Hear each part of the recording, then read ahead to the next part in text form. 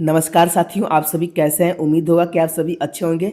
आज की इस क्लास में हम लोग हिंदी का जो काव्य खंड है उसका चौथा चैप्टर यानी पाठ 4 का जो स्वदेशी पाठ है इसका वीवीआई ऑब्जेक्टिव क्वेश्चन देखेंगे, जो कि आपके फाइनल परीक्षा में इस चैप्टर से बहुत सारे क्वेश्चन आते हैं। तो यह चैप्टर आपके एग्जाम की दृष्टि से बहुत ही इम्पोर्टेंट है। इस वीडियो में आपका ये जो स्वदेशी पाठ है इसके जितने भी ऑब्जेक्टिव क्वेश्चन बन सकते हैं सब इस वीडियो में क्लियर हो जाएगा। तो चलिए हम लोग क्वेश्चन को स्टार्ट करते हैं। और जो बच्चे वीडियो को लाइक नहीं किए एक बार सारे बच्चे वीडियो को लाइक कर लेंगे। पहला क्वेश्चन क्या कह रहा है, कह रहा है कि प्रेम घन की मृत्यु कब हुई। यह मोस्ट वीवीआई क्वेश्चन है, तो याद रखिए कब हुआ था। करे ऑप्शन है 1918 ईस्वी में, ऑप्शन बी 1920 ईस्वी में, कि ऑप्शन सी 1922 में, कि ऑप्शन डी में कह रहे हैं 1924 ईस्वी में। तो प्रेम घन की जो मृत्यु है बाबू याद रखेंगे 1922 ईस्वी में हुआ था। ऑप्शन सी आपका सही हो जाएगा। चलिए अगले क्वेश्चन की ओर चलते हैं। नेक्स्ट क्वेश्चन, दूसरा क्वेश्चन कह रहा है कि प्रेमधन जी किस युग के महत्वपूर्ण कवि थे। तो प्रेमधन जी किस युग के महत्वपूर्ण कवि थे। कह द्विवेदी युग, भारतेंदु युग, की भक्ति युग, की आधुनिक युग। तो आपको याद रख लेना है भारतेंदु युग के महत्वपूर्ण कवि थे। ऑप्शन बी आपका सही हो जाएगा। चलिए अगले क्वेश्चन की ओर चलते हैं। और देखिए वो जितने भी क्वेश्चन करवा रहे हैं अगर आपको इसको अच्छे से याद कर लेते हैं तो इस चैप्टर से आपका एक भी क्वेश्चन नहीं छूटेगा एग्जाम में। तीसरा क्वेश्चन कह रहा है कि प्रेम घन जी किस राज्य के निवासी थे। बिहार के थे, मध्य प्रदेश, उत्तर प्रदेश, की राजस्थान। तो प्रेमघन जी तो याद रखेंगे मध्य प्रदेश के निवासी थे। ऑप्शन बी आपका सही हो जाएगा। चलिए अगले क्वेश्चन की ओर चलते हैं। चौथा प्रश्न कह रहे कि प्रेमधन जी का जन्म कब हुआ था।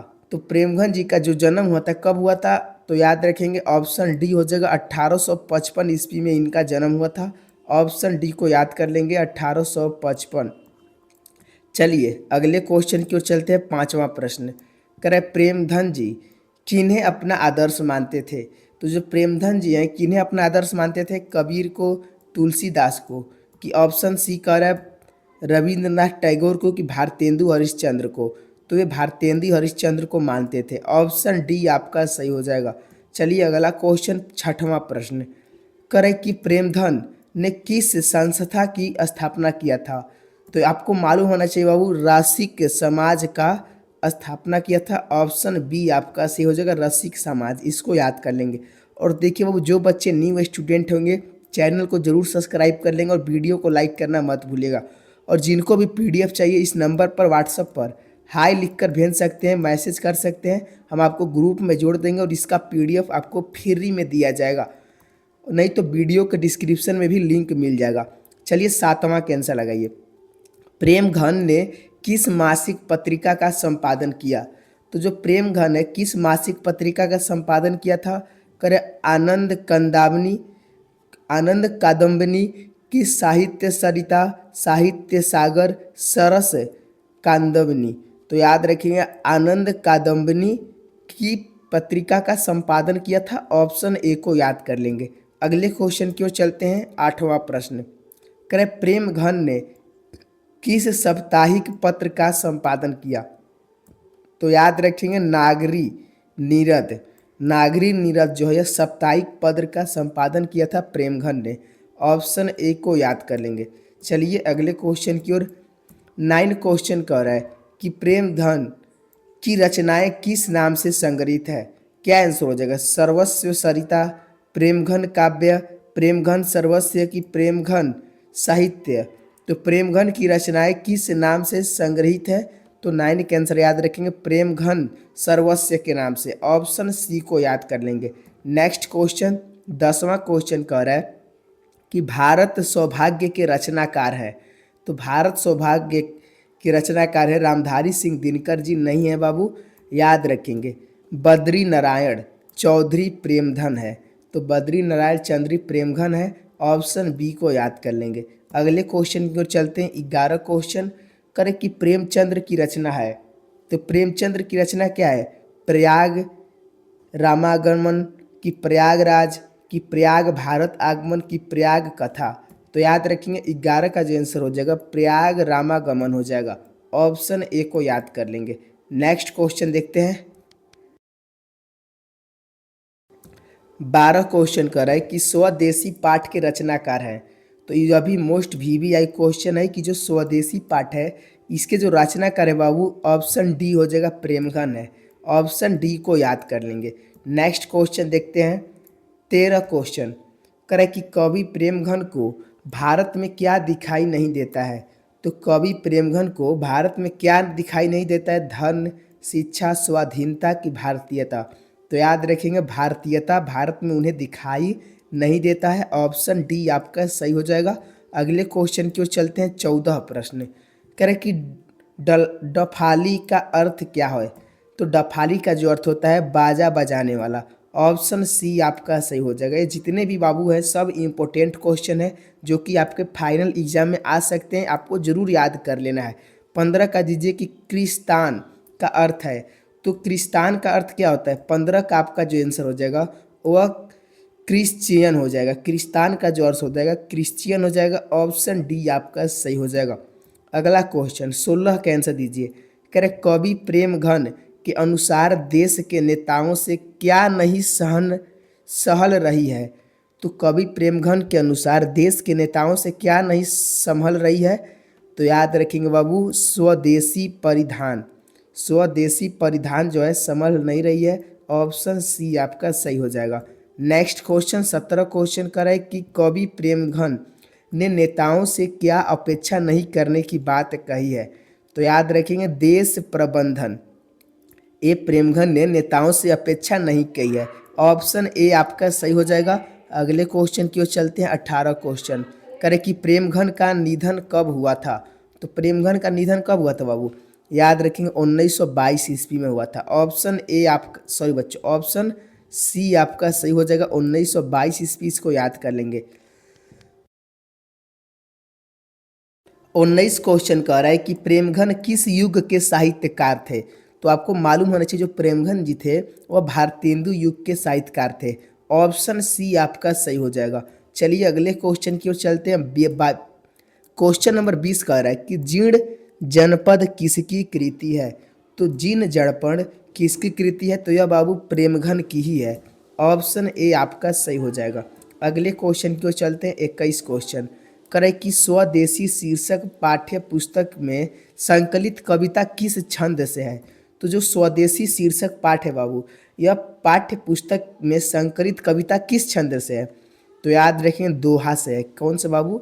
दोहा से है। ऑप्शन बी आपका सही हो जाएगा। अगले क्वेश्चन की ओर चलते हैं। 22 क्वेश्चन करे विदेशी से कवि का क्या तात्पर्य है। तो विदेशी से याद रखेंगे अंग्रेजी। विदेशी से अंग्रेजी का तात्पर्य है। ऑप्शन ए को याद कर लेंगे। नेक्स्ट क्वेश्चन 23 क्वेश्चन कर रहा है कि इनमें कौन नाट्य कृति है। तो इनमें कौन है जो कि नाट्य कृति है। तो भारत सौभाग्य। भारत सौभाग्य जो है वह नाट्य कृति है। ऑप्शन डी आपका सही हो जाएगा। इसको याद कर लेंगे। चलिए अगला क्वेश्चन 24 क्वेश्चन करे प्रेमघन ने किस समाज की रचना की है। धनी समाज, कलावंत समाज, रसिक समाज की भक्त समाज। तो याद रखें प्रेमघन ने रसिक समाज की रचना किया है। ऑप्शन सी आपका सही हो जाएगा। अगले क्वेश्चन की ओर चलते हैं। 25 क्वेश्चन करें प्रेमघन का जन्म कहाँ हुआ था। तो प्रेमघन का जो जन्म है वो 25 के आंसर याद रखेंगे मिर्जापुर में हुआ था। कहाँ हुआ था? मिर्जापुर में। ऑप्शन ए को याद कर लेंगे। नेक्स्ट क्वेश्चन देखते हैं। 26 क्वेश्चन करें स्वदेशी के कवि हैं। तो स्वदेशी के जो कवि हैं प्रेमघन हो जाएंगे। ऑप्शन बी आपका सही हो जाएगा। ये सब बाबू मोस्ट वीवीआई क्वेश्चन है जो कि आपके एग्जाम में पूछे जाते हैं। इसको आपको अच्छे से याद कर लेना है। 27 क्वेश्चन करें कि प्रेमघन की प्रसिद्ध नाटक कृति कौन सी है। तो प्रेमघन की जो प्रसिद्ध नाटक कृति है बाबू प्रयाग रमागमन है। क्या हो जाएगा? प्रयाग रमागमन है। ऑप्शन डी आपका सही हो जाएगा। मात्र 2-3 क्वेश्चन और है, इसको आप लोग अच्छे से याद कर लेंगे। चलिए 28 के आंसर दीजिए। करें प्रेमघन ने इनमें से किस मासिक पत्रिका का संपादन किया है। तो याद रखेंगे क्या आंसर हो जाएगा। 28 का जो आंसर हो जाएगा नागरी नीरद का। ऑप्शन ए आपका सही हो जाएगा। इसको याद कर लेंगे। नेक्स्ट क्वेश्चन देखते हैं। 29 क्वेश्चन करें प्रेमघन ने मुख्य रूप से किस भाषा में काव्य रचना की है। तो मुख्य किस भाषा में किया है, तो ब्रज भाषा में किया है। ऑप्शन ए आपका सही हो जाएगा। नेक्स्ट क्वेश्चन, 30वां क्वेश्चन कर है कि पराधीन भारत में चारों वर्गों में चा थी। तो जो पराधीन भारत में चारों वर्गों में चा थी वह थी बाबू दासवृत्ति। ऑप्शन बी आपका हो जाएगा दासवृत्ति। मात्र 4 क्वेश्चन है, देख लेते हैं। 31 क्वेश्चन करें, प्रेमधन की काव्य कृति है। तो प्रेमधन की जो काव्य कृति है वह इनमें से सभी हो जाएगा। अरुणोदय देव भी हो जाएगा, हर्षादर्श भी हो जाएगा, जीर्ण जनपद भी हो जाएगा। 32 क्वेश्चन करें कि कवि के अनुसार भारतीय को एक अच्छा लगने लगा था। तो क्या एक अच्छा लगने लगा था, तो इनमें से सभी हो जाएगा, यानी विदेशी चाल चलन, विदेशी वेशभूषा, विदेशी रहन सहन। ऑप्शन डी हो जाएगा, ये सभी हो जाएगा। नेक्स्ट क्वेश्चन, 33 क्वेश्चन करें कि कवि प्रेमघन समाज के किस वर्ग की आलोचना करते हैं। तो किस वर्ग की आलोचना करते हैं बाबू, तो ये सुविधा भोगी वर्ग की आलोचना करते हैं। ऑप्शन सी आपका सही है। लास्ट क्वेश्चन है 34 क्वेश्चन करें, प्रेमघन ने 1874 में किस समाज की स्थापना किया था। तो याद रखेंगे रसिक समाज की स्थापना किया था। ऑप्शन सी आपका सही हो जाएगा। जो बच्चे न्यू स्टूडेंट हैं वो बाबू चैनल पर जरूर कर लेंगे सब्सक्राइब, ताकि इसका सब्जेक्टिव क्वेश्चन भी आपको मिल जाए और अगला चैप्टर जो 5वां चैप्टर है उसका भी ऑब्जेक्टिव क्वेश्चन लेकर आएंगे। इसीलिए बाबू चैनल को जरूर सब्सक्राइब करें। पीडीएफ इसका कहाँ मिलेगा, तो इस नंबर पर व्हाट्सएप पर हाई लिख कर भेजेंगे, हम आपको पीडीएफ दे देंगे। और अभी तक वीडियो को लाइक नहीं किए तो आप लोग वीडियो को लाइक करेंगे और अपने दोस्तों को जरूर शेयर करेंगे।